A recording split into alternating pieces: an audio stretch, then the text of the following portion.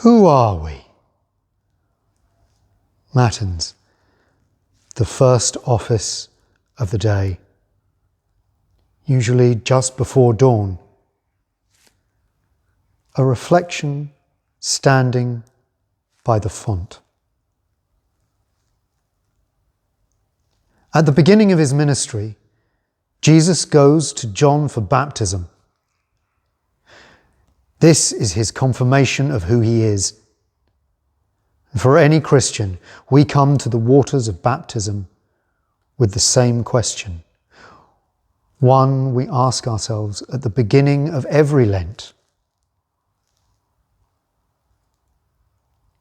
Who are we? A text from Thomas Merton, from Raids on the Unspeakable, page 15. If we take our vulnerable shell to be our true identity, if we think our mask is our true face, we will protect it with fabrications, even at the cost of violating our own truth. This seems to be the collective endeavour of society.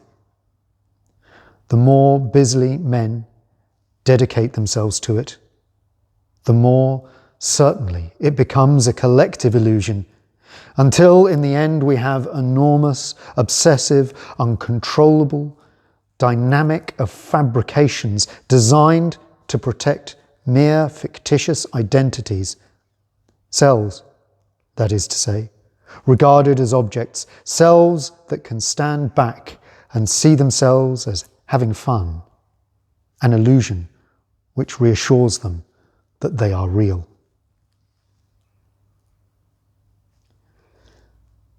Merton's Raids on the Unspeakable charts dark horizons, but Merton's faith lies in Christian hope.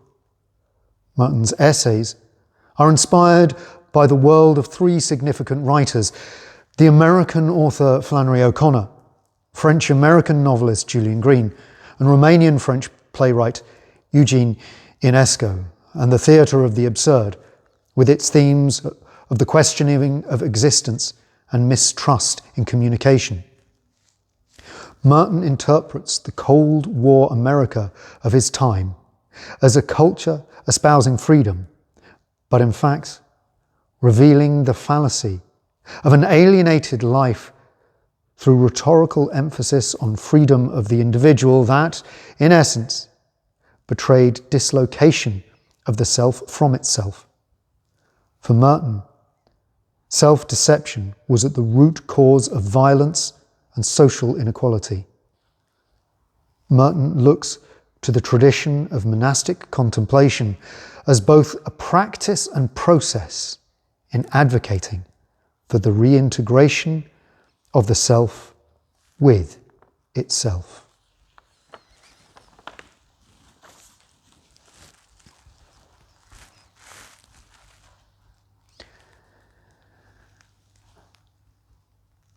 At the office of Matins, you stand at the gates of dawn. And we now stand at the portico of Lent. And we remember the baptism of Jesus and our own baptism. Both mark the beginning of pilgrim journeys.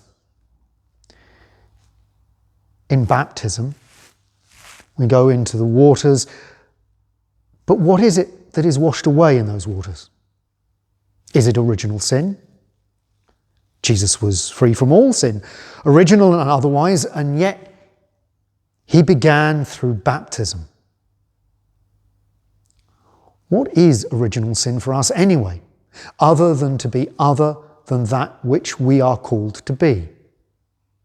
Original sin is to choose illusion over truth and in act and attitude to build up the fabrications of which Thomas Merton speaks.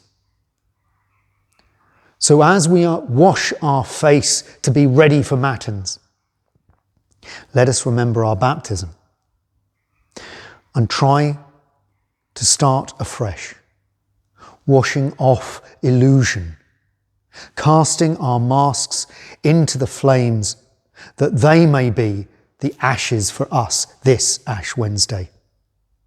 Ash to remind us not to make new masks. So having cast off all illusion, may we come up out of the water to the clear air of reality, affirming that is what we choose: reality and authenticity, just as it is what Christ affirms at the beginning of his ministry through his baptism in the Jordan.